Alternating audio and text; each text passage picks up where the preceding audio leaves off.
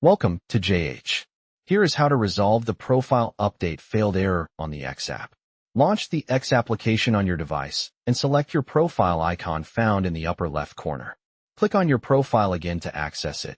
Then choose the Edit Profile button. From here, you can attempt to upload your picture. If you are still encountering problems while trying to update your profile photo, try these troubleshooting steps.